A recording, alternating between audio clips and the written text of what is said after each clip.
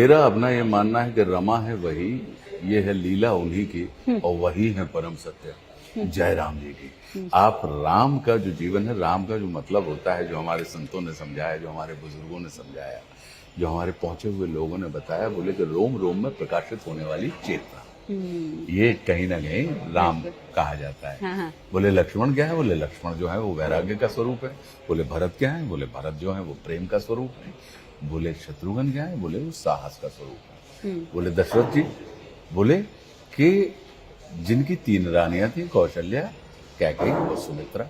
तो कौशल्या का मतलब होता है कुशलता, कैकेयी का मतलब होता है कर्मठता, और सुमित्रा का मतलब होता है मित्रता।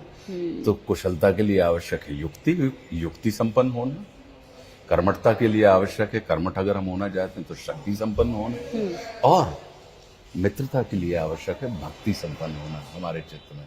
तो जैसे राजा दशरथ ने 5 ज्ञान इंद्रियां और 5 कर्मेंद्रियों के माध्यम से हमारा ये शरीर बना हुआ है, तो हम भी दशरथ ही हो गए इस नाते देखा जाए।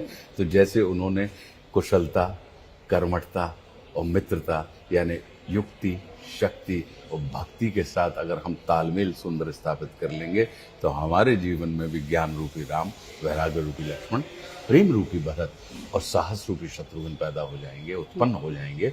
और फिर जो अयोध्या का मतलब होता है, जहाँ पर युद्ध नहीं होता या जहाँ पर द्वंद्व रहित स्थिति हो, तो हमारी देह भी अयोध्या में रूपांतरित हो जाएगी। तो इस नाते अगर देखा जाए तो इस जगत में जितनी भी चर अचर जीव जग शर अक्षर आप देख रहे हैं, उस सब में वही ऊर्जा का स्फुरण हो रहा है।